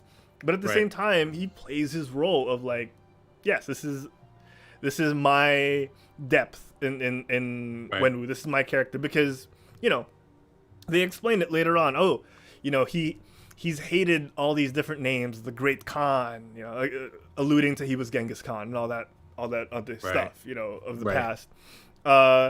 He talked about how he hated the nickname the Mandarin because it's a freaking orange. Yeah. But it's epic how they're able to take all those threads from Iron Man 1 all the way up to now and kind of tie it together, because it makes total sense. You know, I really like that. I liked how he added depth, or the writers added depth, and the performance just you know, made it shine. Yeah. Oh yeah, 100%, man. It's amazing. And chat, let us know your thoughts on these characters as we go along as well, because I want to get everyone's thoughts, because my gosh, it's the storytelling could have been so convoluted, but I think at the end of the day they pulled it off really well. We got the return of someone like Trevor Slattery, who was supposed to be just we thought was going to be fortune cookies. The world. Yeah. The original Mandarin. Derek, do you remember the outrage when people thought that the Mandarin was a white dude? Yeah. Oh yeah. And they pulled that little bait and switch. Yep, they did. Oh yeah, man. I remember that after the movies. People were like, wow, that's like they're whitewashing it. You know, that was a lot of hate from Marvel after that Iron Man 2 came out with him. But you know, obviously at the end you see that he's not really real, and like, oh, they made the Mandarin a joke, but little did we all know it was all part of their plan. They're slowly boiling it. For those who might think like, they probably just did the Mandarin here to make up for that. No, if you actually go back at the end of Iron Man 2, you can actually see someone with the 10 rings tattoo confront the Mandarin or Trevor. Yeah. And then we get that they've been planting the seed. Yeah, and we get that bonus Iron Man 3 thing where he gets sprung out of jail by supposedly Wenwu's henchmen. But the thing is, Iron Man 3, that's what I meant, not 2, Yeah. But that's the thing, right, is it's really interesting that, what you think is whitewashing is actually supposed to be part of the narrative. Like, these guys are... Aldrich Killian was appropriating Asian culture, and that's supposed to make him more dislikable. He's taking the myth, supposedly, of the Mandarin, and he's appropriating it for his agenda. That's supposed to be part of the narrative. You're supposed to hate him, not Marvel, for... Yeah. I don't know. Like, some people just take things for the surface, and... Yeah. And that's why I try to, each movie that we supposedly, people, will point out, oh, there's this little plot hole, there's this little here. But, honestly, in a world like Marvel, cinematically, I mean, it's I feel like you gotta wait a little bit, because when you see newer movies come out and you realize while watching other movies, how long they've actually been planning these things, it's crazy, right? Yes. I mean, you could even date Strange back to Winter Soldier. That's how long they were planning that stuff. You know what I'm saying? It's you just gotta wait. That's why I always tell people, for things that maybe not make sense now, maybe later. Give it time. And it's a universe. Obviously, it's not just a one shot. It feels like a one shot movie. But man, it's a big world now. It's just getting bigger, guys. Yeah. I think it's also easier now for people like us, Derek, to say that, right? It's have you not seen movies recently where they weave in all these stories together? Be patient, Right. Unfortunately, I think I that's the best way to even put... I hate to bring it back to this. First half of He-Man Season 1. Have you not seen a TV series before? They're setting something up. Just calm your tits. Yeah. Just let it... Well, digest it when it's all been out. Then you can, kind of nitpick it. Which I get it. But, I get it. People just want the best now. It's just understandable. I get it. But, just patience show grasshoppers. Yeah. Which leads me to Xialing. No, not Katie. Xialing. There we go. Yeah. Xialing. Dude. I couldn't trust her at first. Right? It was so hard to trust her, and rightfully so. Later on, we find out. But the whole time, she felt like a wild card for me. Even up to the point where she got her white armor, I was like, why is everyone else's armor red, and Xiaoling's armor is white? Stands out. Yeah. What is this? What's going on here? But she felt like a wild card for me all throughout, and. I want to ask you and everyone in the chat. Could you guys understand her motivations? Was that a side effect of... Do you guys think it's a side effect of where she ended up? Or, was it maybe a struggle in trying to weave her story into everyone else's story? But I couldn't get her motivations at first, I think is my point. I want to ask you guys, did you understand, she's supposed to be a wild card? What did you think as the movie was unfolding before the big reveal? I definitely thought she kind of was similar to Shang-Chi or Sean, and just kind of went her own way, but maybe she kind of got the, I don't want to say bad path, but maybe the rougher path, the harder to climb up path. It seemed that from what she was telling Sean was that Sean had gone to the States and found Katie, right? He had somebody to kind of help him out and go through it. It almost seemed like his sister, on the other hand, had to build her way up there and fight still, and which it seems like her whole life. You find out that as a child, her father never wanted to train her. So instead she would just watch them fight, watch her brother fight, and just copy and was just as good as he was. As we've seen them when they confront each other. She literally gets them. So I definitely it raises flags though, right? So you think that because she's grown up like this and it's been raised like this, fighting for herself. She probably doesn't trust a lot of people, including her family, which you can definitely see that as well. When she meets him, she's kind of more like not happy to see him. Like, oh, why are you here? Like, I don't care. Sure, I'll kick you never cared.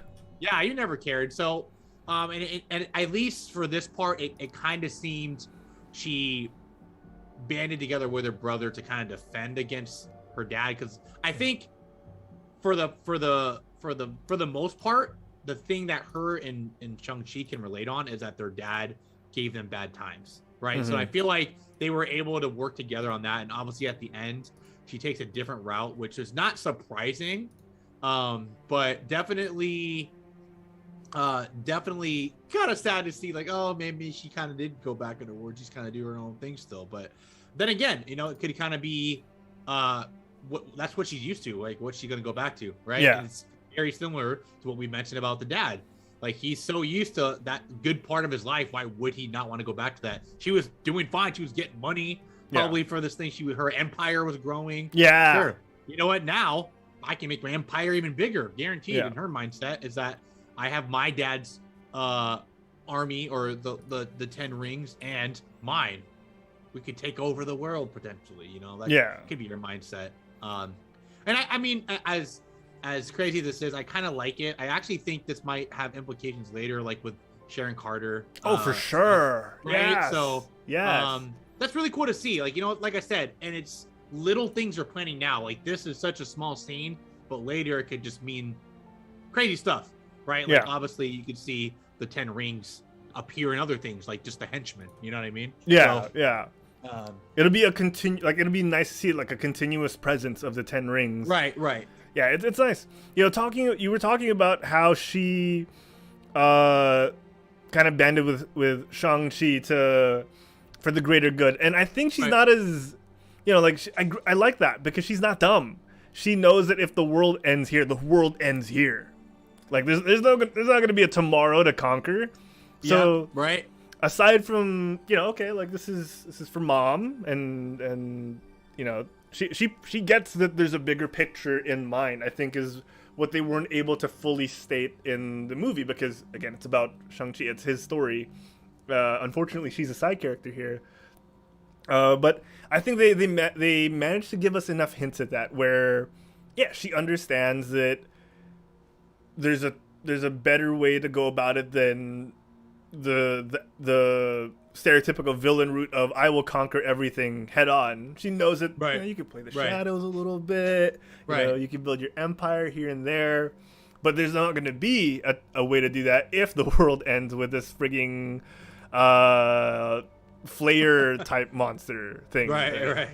So I like that. It all makes sense in the end. Nothing feels too like, oh, that didn't have to happen. It's all pretty cool. Yeah. Yeah. I tried to go off chat too. Whoop was saying, "Oh, go Whoop." She was dismantling the operation. They explained it to them. Yeah, exactly. But like my whole thing was, it's seeing where that goes, right? Obviously, she dismantled it. Seems she's putting her kind of operation in it, and it's exciting. It's exciting to see like what route, I guess, her new operation is going to take in the upcoming movies or Disney Plus shows, probably, since they have been delving into movies now. So that's really exciting, though. She seems more powerful than Sharon too. BMO says, "Yeah, oh, for sure." I feel like her connections too, right? Like, I'm pretty sure both of them. I mean, for all we know, she could be the what was the person's name in Falcon Winter Soldier? Power Broker? No, that's Sharon though, right? Never mind. No, I was gonna say that's Sharon. Okay, you're right. Sorry. Yeah. For some reason, I thought there was like she still had a higher up, but no, it was Sharon. No, that was Sharon. Right. But yeah, so we could see more of them working together. It'd be pretty cool. It's interesting, right? Because we're getting sort of like the reverse of the Avengers, where we're seeing all these villains built up on the side of these movies. You get Yelena and Madame Hydra, supposedly Val. You got Sharon. You have Xiaoling now.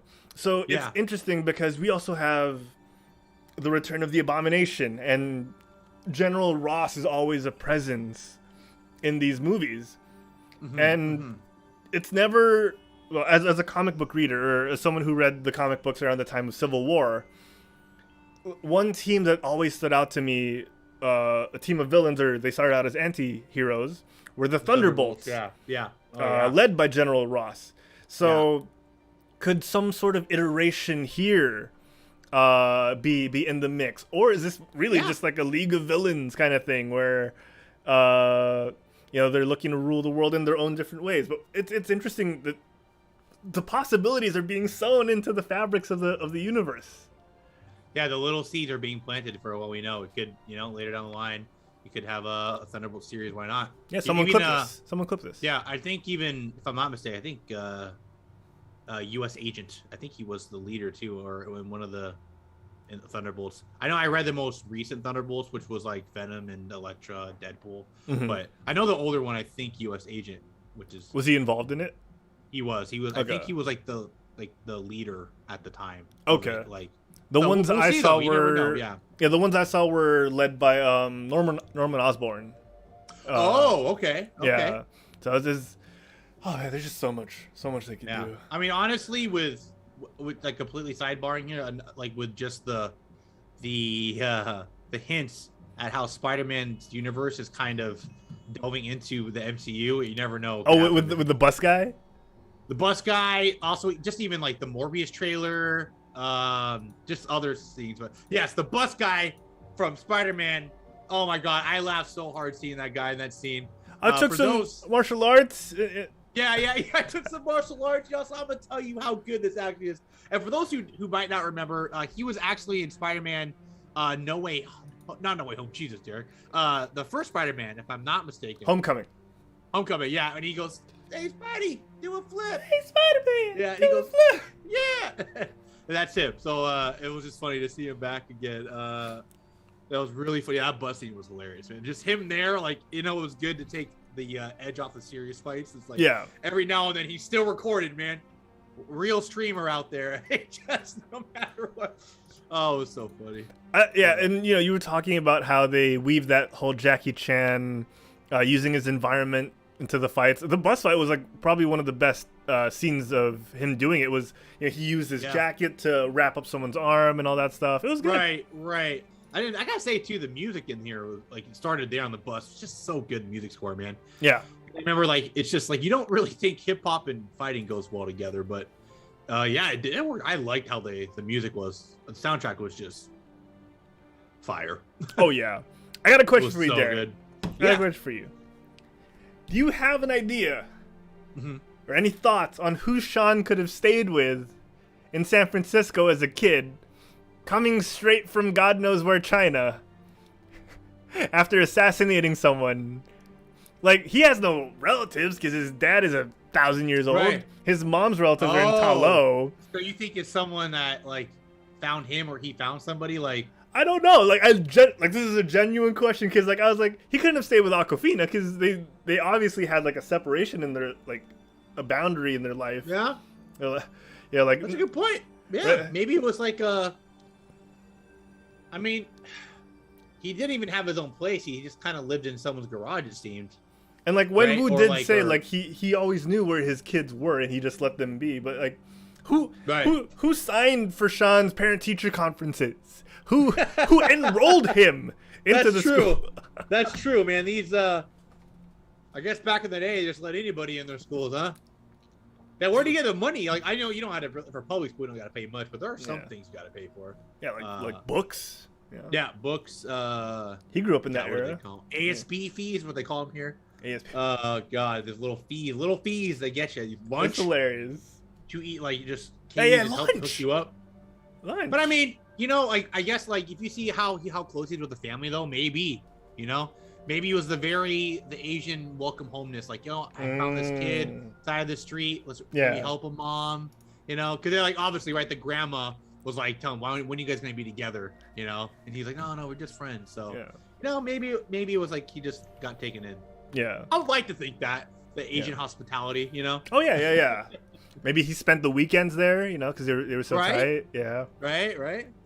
Oh man. Thoughts on Xiaoling and Katie getting together? Is that a possibility for you? There's a little look on that bamboo scaffolding. There's a little... That's true.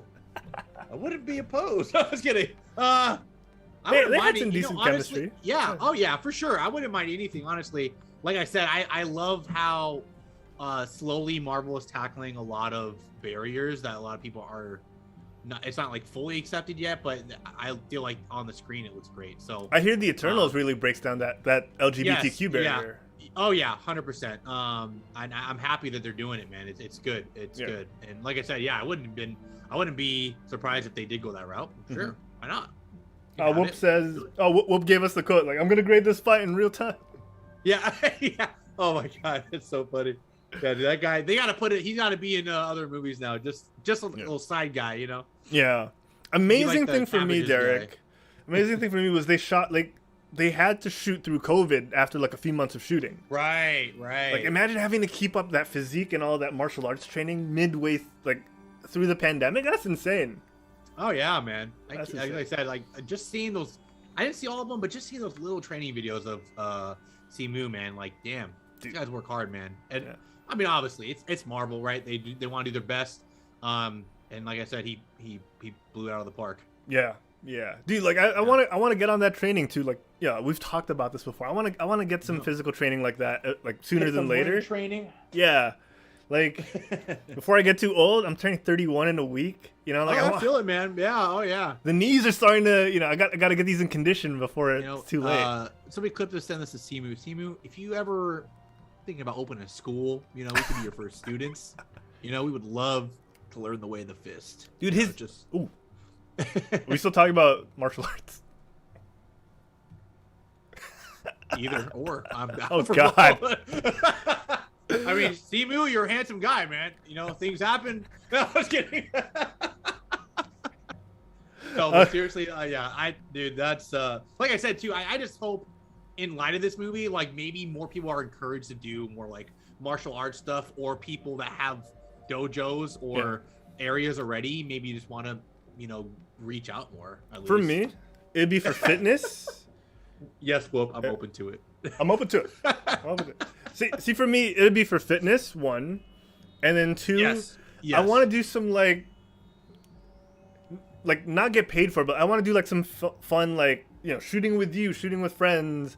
That'd be sick, some fun videos of like us like doing some combat. Just like some fun stuff that we wanted to do as kids, and now it's accessible. Like videos of us like play fighting. Like choreographed fighting. I'd love to do that. Right. Hell yeah, man. Like, Derek, I'm flying over to Seattle this year. Let's do a lightsaber. Just being able to do that. Lightsaber right? class. Yeah, hell yeah. Let's do like a lightsaber video. Like let's shoot one for the channel. Like I just want to be able to do that. That'd be fun, man. Yeah. So, yeah, I'd love to do that. Sorry, my point was Ta Lo probably could have been bigger as well if it wasn't during COVID. Like I like the medium-sized village kind of vibe. Because it speaks to like, oh, this is an exclusive community, you know. Right. We don't want Wenwu here because we have a certain vibe. But I feel like it could have been a little bigger, It could have been a little, just slightly bigger because it still felt kind of small. Like, oh, this is the community that's watching over this ginormous threat to the world. Like I just felt like it could have been a little bigger. Bigger, yeah. Oh yeah, just a smidge. Do you like the landscape and the mythological creatures that we saw there? Yeah, sick. Really Cthulhu looking, right? With the tentacles. Oh yeah, man, I know that thing. And it's I'm trying to think if any other Marvel movie really introduced like a creature. This is like the first time I think. I want to say, anyways, I could think of like a big creature that could spell the end. Like, usually it's like a kind of humanoid-esque, like Dormammu is very like, godly man kind of type thing. So, but I could be wrong. But definitely pretty cool. I think the closest thing we got were those like flying whales from the first Avengers movie. Right, and I was gonna say, or maybe something from like Guardians, but those are like little things. You know what I mean? Little creatures. So definitely pretty cool. Maybe setting it up for other stuff. Maybe. This I think they had a name for it, right? They call it like the Dweller or something like that, or forget like the long Dweller. Chat's gonna help us out. Yeah, Chat's gonna help us. Something I thought it was something Dweller, like Dimension Dweller or something like that, or the anyways. Yeah, so very, and it's just kind of unique, right? Like, why? I know the rings are involved, but why is his voice reaching only to Zu, the dad, right? Like, does this thing try to get other people to try to break this gate open? They said that, right? Like, so they said that many other people have tried to break it free because the common thing was, it was trying to break free. It was trying to like reach out to powerful beings, and then the dad had the 10 rings that had enough power. Could do it. Yeah. Gotcha. Yeah. Dweller in the darkness. Thank you. Thank you. I knew it was Dweller. Thank you. Thank you, Whoop. Thank you, Whoop. I knew it was Dweller something. Yeah. But yeah. So Dweller the Rock Johnson. But I mean, dude, even that. Oh my god, that fight with the dragon just. Oh, it was nice. It was really so beautiful. That was my favorite part. It was nice to see. Like, there was even like a little nod, I think, to Dragon Ball. Like when Shang-Chi was running right next to it. Did you notice that? Yeah, that was pretty cool. Yeah, it actually reminded me of Dragon Ball, and also kind of like, you know, when Aang was doing the fire thing with the dragon. Yes. It was like very, yeah, it kind of reminded me of that. It was so cool, man. But dude, yeah, the dragon looks so magnificent, and it's a water dragon, so I'm all for it. As those who know, it's a freaking dragon with water bending, dude. It was so sick. It was really cool. I was like, man, wow, like, it was so. I love that part. It was so cool, man. I loved it. It was amazing. Yeah, and I was in awe. Yeah, I want to get your thoughts before we wrap things up on the change. We know the Mandarin's rings were originally like finger rings, you know, like jewelry, and they turned them into the Hungar rings. Yeah, the bracers. I want to get your thoughts on that because honestly, like with all the MCU and the changes they make, just felt natural, just felt good. But I want to get your thoughts. Right. And you know, I feel like the changes they're making too are like it's more acceptable now. Like, you know, there was a lot of hate with Tony having the reactor as his heart. Oh, really? Right? Yeah, I remember like when cool. Iron Man. Yeah, I didn't mind it, but I knew a lot of people were like, it's not faithful to the comics. Like, that shouldn't be killing him. It's so stupid. And they eventually retconned him. He took it out and he fixed it. So that was pretty sick. And I thought the bracelets were cool, though. I mean, I feel like the reason why they did it too, they literally just had a big bad guy with rings. It'd be kind of gems on his rings, yeah. Right. It'd be kind of stupid to have like another baddie with like, or just another ring involved weapon. I think so. I think the bracelets are fine, honestly. And if you think about it, they're ring-esque, like, right? It's fine. Yeah. And I thought they were really sick, man. Like the animations with the rings were so cool. The fact that they could become like whips and all these different things. You know, and I wanted to talk to you too. Something I did notice was, you notice the color change from when it went to the dad to Shang-Chi. I wonder what that means. I wonder if it's like an aura thing or if it's like, you know, it's interesting. And obviously I feel like that's going to be explained more into the other movies. It has to be. Going on to the rings, which we could talk about too, the post credit after, obviously. Yeah.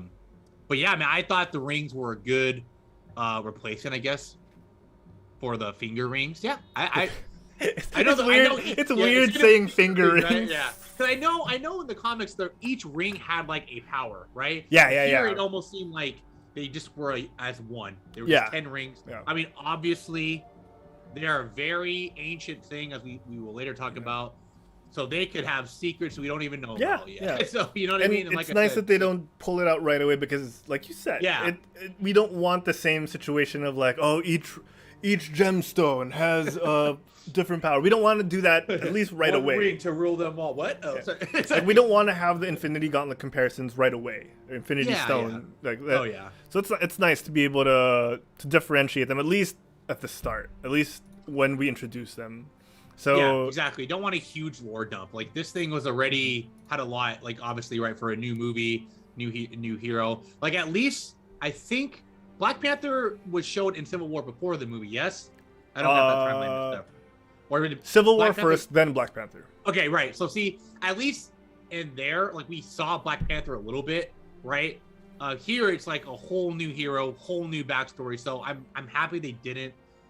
If the rings have like more lore, right? Like I felt like this lore was just perfect enough to be digested in the movie. You know what I mean? You don't want to dump too much into one movie I mean, they're probably gonna do more Shang-Chi movies. You don't want a huge dump. Yeah, I don't want a huge jump. You know, I have too many of those already in my day. Oh man.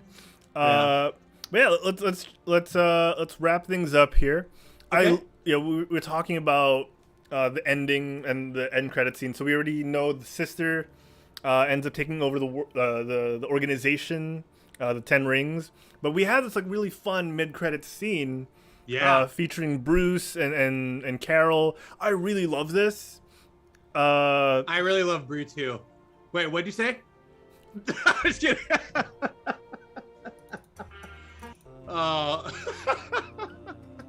No, I hear there we you, go. Yeah.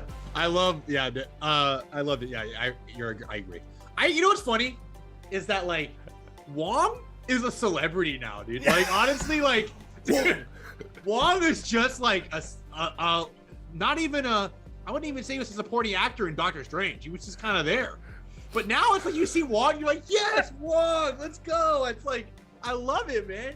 And it's almost like when you see Wong, I feel like he has more clout than Shang-Chi, right? Yeah. You're like, Wong is like the man. I love Wong. Wong is great. He is, man. He brings a fun energy to the scenes that even though he's like the stone-faced serious guy, you know it's gonna be a funny scene. You know it's gonna be. Yeah. Oh yeah. Or in this case, he drops some wisdom, and they're hinting at. I don't know if you got the same vibes, but it registered more to me now that Eternals is out. It hinted at, for me at least, it hinted at the rings maybe not being, maybe being a bit of Eternals tech. They were saying it's older than anything they've seen. It's not adamantium. It's not from any outer space region that Carol has ever seen. So maybe it's older. Yes. So I like that. Yeah, and like I said, like we obviously when you guys get to watch Eternals, we can talk about that more too. Yes. But yeah, I'm happy that they kind of left that open-ended, right? Mm-hmm. So that way you're just like, because in my mind, it's just like, wow, there's just more stuff they're gonna give us than in this phase. And like I've always said with these new movies coming into the second, like I still consider this the second phase, right? Because like I just call the first phase second saga. The second saga. Second saga. There you go. Perfect. And it's just like I'm loving that there's so much they can expound on, right? Yeah. They can come back to this way later. They don't even have to address it now. Yeah. You can be like, oh, later down the line, remember we found those rings? Oh yeah, it looks like it's calling something. We found that something. So, sorry, Bimo in the chat said Wong needs money for his sandwiches. That's right. That's right. Oh my god. That's so funny. I love Wong, man. Wong's so great. Yeah. And like I said too, it's just even adding to the representation. I just love how he was there. He wasn't even there for like 5 minutes total, probably. He's just in and out.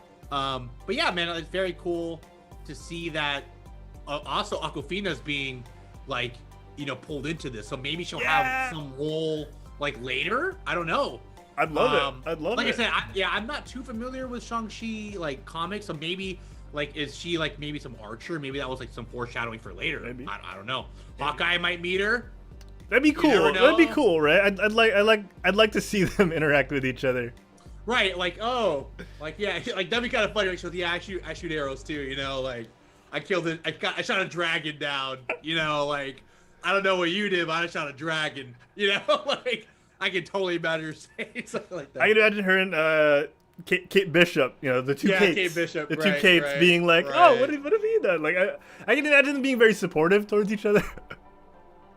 and then Jeremy Renner's Hawkeye just being like, there's two of them now. Also, something I want to point out in this cutscene is if y'all haven't noticed, Bruce, his arm. It's healing, right? It's healing. It's in a sling. It is healing. It's in a sling. Very cool to see. And not only that, he is not in the Hulk form.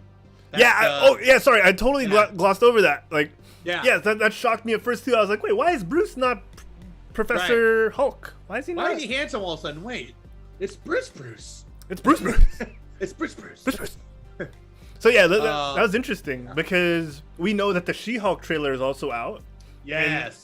Or a little teaser, and he's trying to help Jennifer, I think is her name. Yeah. Trying to help her manage her powers. So, maybe there's something there. I love it. It's all. Yeah, I know. It's all. Like I was saying, yeah, the shows and the movies. It's so good right now. It's such a good time to be a Marvel fan right now, guys. Whoop says, are they really replacing Brie Larson? I'll be pissed. No, they're not. I'm one of the people. I love Brie Larson. That love Brie Larson. Yeah. Dude, I loved her since. Dude, she's been in a lot of stuff. Like people don't realize. Yeah, her Scott Pilgrim appearance was really good when she sang. Yeah. Oh, so I think that's one thing I wish they did more of with Brie was the undercut that Captain Marvel has in the comics, the sort of mohawk with the shaved side. Oh, right. You said you wish he kept the short hair, because they did I like them both. They do it with the helmet, where when she gets the helmet on, it becomes a mohawk. It kind of just like But I like the undercut because the hair, like it's like the aura, right? Like pushes it up. Yeah. But I like the undercut. So like She's gonna have like a mega mohawk now. It's just like hella long. It's so tall. Oh man. Okay, so as we wrap up and as we're gonna give our rating for Shang-Chi and the Legend of the Ten Rings, I don't think we'll have time to do What If today. Okay. Yeah, we can pick that up next week. We'll pick that up next time. But it was great talking about Shang-Chi. Yes, amazing movie. I'll probably rewatch it again and with the IMAX experience. I suggest you guys do it too on Disney Plus if you can. They also have the behind the scenes, like they always do with like the Mandalorian. Yeah. So they have that up now. Kind of like the gallery. Yeah. Yeah. There we go. Like the Disney gallery. So check that out. Derek. Yes. You know what I'm gonna ask you. On a scale of 1 to 10 rings. Yes. How legendary is Shang-Chi and the Legend of the Ten Rings? The Ten Rings. I'm gonna give this an easy 9 out of 10 rings. Baby, easy 9. Easy 9. Like I always say, I never can give something perfect because I always feel like there's always something you can always improve. But 9.99 for sure. Like this was really great. The Asia representation was amazing. The fighting, I love action movies, kung fu movies too. So I just love seeing that. It was funny. There was a freaking dragon in it. Oh man, it was beautiful. I thought it was very well done. I really enjoyed it. For those wondering, I think you will have a great time watching it. Just sit back and relax. It's a beautiful movie. I mean, of course, you might not like it. There's a lot of people who might not like it, but I personally thought it was amazing. That was really good. But yeah, how about you, Harold? How many rings do you give it, my man? Buddy, if I could count to 10 with one hand, but I'm gonna put one finger down. I'll give it a 9 as well. It's so good. It's so good. It's so good. I like it. How could you not enjoy Shang-Chi and the Legend of the Ten Rings, right? Right. It has that kung fu movie aesthetic. It has the amazing interweaving of Marvel storylines, which is no small feat. You know, like people take it for granted now how they're able to so seamlessly integrate these stories together, but it's no small feat. And I really enjoyed just watching this. It can be taken very seriously with all the themes, sort of like what we kind of mentioned throughout the episode, but you can also just enjoy it for a popcorn flick. Yeah, I like it. 100%. So there's no reason why this shouldn't get a 9 like out of 10. I said, I like obviously I watched the second time with my family. My mom just knows nothing about the Marvel universe. She obviously watches the Marvel movies. I don't think she understands the connections, But she, like as a kung fu movie, she loves it. So, and she just loves watching movies for fighting. She's like, oh yeah, I like it a lot, Derek. It was really cool. Aww, that's adorable. I like the fighting. We punch each other. Oh, then boom, boom. Oh, it's great. She's very ecstatic when we watch Marvel movies. Yeah, like it's cute though. She tries to like get it, like, oh why? But why is the dragon there? I don't get it. I gotta explain to her. But awesome. There's no Captain America. I'm like, Mom, he's gone. He's not here anymore. Sadly. That's so cute. Yeah, I know, right? That's so cute. Oh man. Oh, I love it. Yeah, it has all these nods to Asian cinema.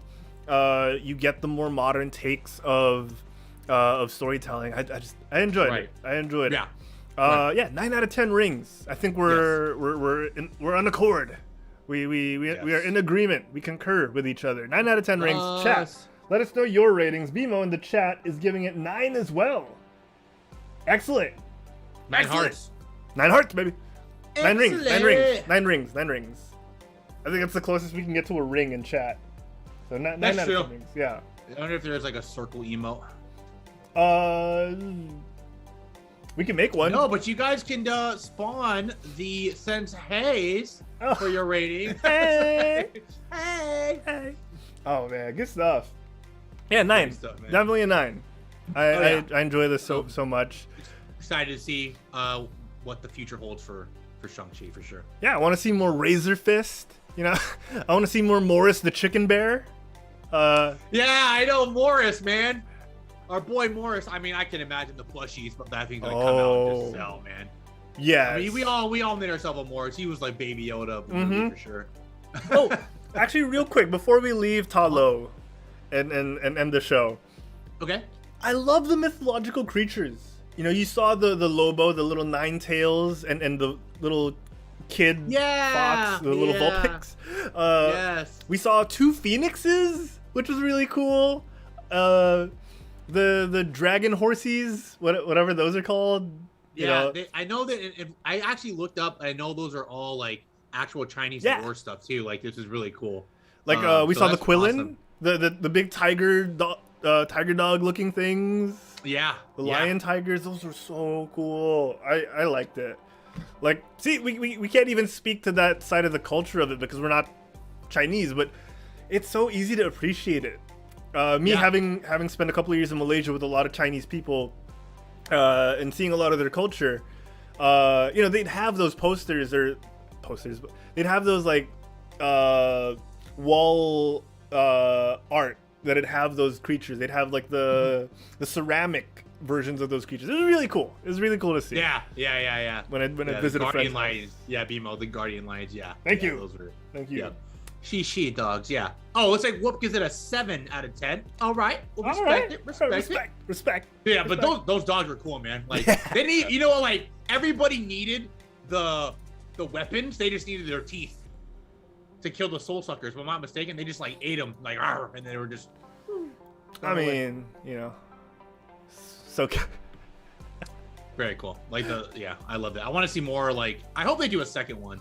I mean, I wouldn't be surprised if he's just in like future movies, but yeah, we'll see. We shall see. We'll see. Shang-Chi. We saw Shang-Chi. Yeah. Yes. All right, guys, we're gonna wrap things up here. That was an amazing episode. Sorry, no what if. We'll promise we'll get it in next week. Yeah.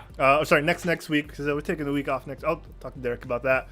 Okay. But guys, we're gonna wrap things up. We're gonna put a little bow on it. Send it to Macau.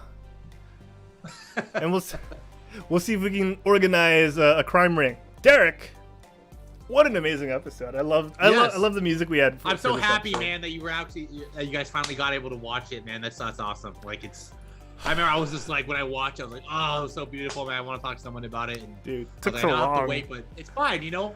Same thing. We'll have the same thing with Eternals. It's gonna be dope, man. So cinemas are opening here in the Philippines. So I'm hoping we get Eternals and Spider-Man back to back. You know, just so good. You know, I'm hoping. Yeah. Because for sure the Spider-Man spoilers are going to be way more insane than Shang-Chi and dude, Eternals. I honestly think like if anything, like you should probably watch Spider-Man. Like, I mean, if you can, right? Like, try to get the theaters if it's safe. Make sure it's safe too, obviously, right? Like, yeah, our theaters actually started to imply the vaccine card mandate too. Like, they ask to see your card. And we just have it on our phone, so we're just here you go. So that's pretty cool. It makes you feel like a lot safer, you know, not like catching anything or. Yeah, for real. Yeah. Yes, BMO ran out of theater. Yes. Let's freaking do it. Do it. I know. I wish everybody that we all knew. We just all live close together. Let's just all get a theater. That'd be so fun, dude. Oh, for real. Real. All right, Derek. All right, my man. We're going to wrap things up here. Guys, you can check out more Quit Stalling Geekcast and other things we're about to put on the internet on youtube.com/quitstalling. Instagram.com/quitstalling is where you can check out updates on when we go live from time to time. Or watch us live as well on twitch.tv/quitstalling. Facebook and Twitter @quitstallingus. And Sensei, you stream. Yes, I do. You stream? Where do you stream? I stream on here on Twitch as well, guys. You can find me at Sense of Humor right down below here. I do stream Monday to Friday most of the time unless something comes up. But you guys can always check in on the stream and see if I am there then. Speaking of Marvel, I may be playing the new Guardians game next week, so you guys can come by and delve into the story with me. Other than that, of course, there's my YouTube, which is the same at Sense of Humor, and Twitter, which is Sense of Humor _. But of course, I'm not the only host on here, man. Where is my boy Aquafina gonna be? Where are they gonna find you at, Harold? I was gonna cut to me doing this. I know. Hey, that would have actually perfectly worked, you know? That would have totally been a thing. Pointing my thumb at myself. Guys, you can catch me at Herald Plays on Twitter and on Instagram. Check me out stressing throughout the week until the weekend comes and I get to talk to Derek, my boy, Sensei. So yeah, you know, just find me there, leave a tweet, or you guys can check us out on Discord. We're gonna leave a link there. Oh, it's already up on chat. Discord.gg/QTUEB3J. Yes, thank you, Nightbot. We appreciate that. Thanks, man. Hey, oh man, awesome. Nightbot Derek is actually the sibling of Moon Knight. So you know. Oh, the unsung hero. The unsung hero, dude. Oh my god, I can't wait to talk about all the teasers that we got from the Disney Day. Oscar Isaac doing multiple voices as the schizophrenic Moon Knight is so cool. So yeah, we'll talk. Actually, I haven't seen that yet. I'm gonna check that out. Yeah, you got to. I have not checked that. Great out character. since. Great character. All right, check it out. We're gonna end things here. Derek, why don't you take us away? All right, guys. We appreciate everybody stopping by today, hanging out with us in chat. It was a beautiful episode. We love it. Please let us know what else you guys might want to hear in the comments on the podcast. Message us, whatever, you know. But of course, we will be back not next week, but the week after that at the same bat time, same bat channel. Until then, get off your butts and harness your 10 rings. We'll see you guys soon. Viva Las Vegas!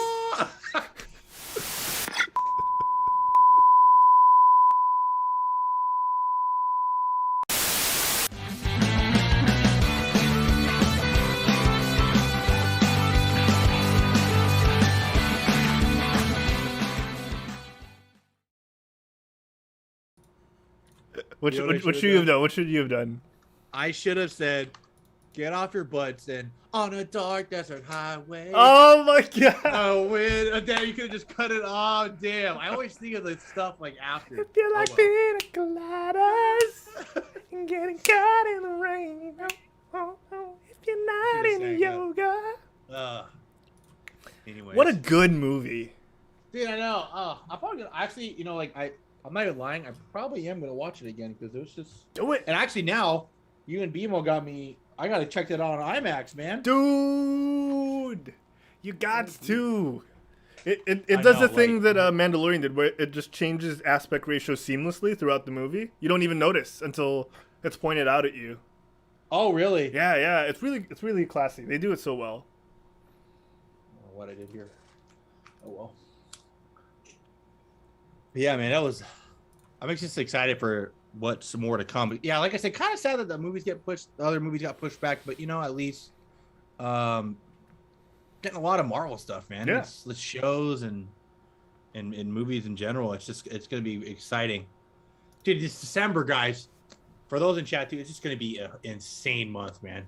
Mm-hmm. Yeah, so much. Like Mando hasn't been pushed or anything, right? As far as we know, it's still pushed good. So we're still getting Book of Boba at the very end of the year, like December 29.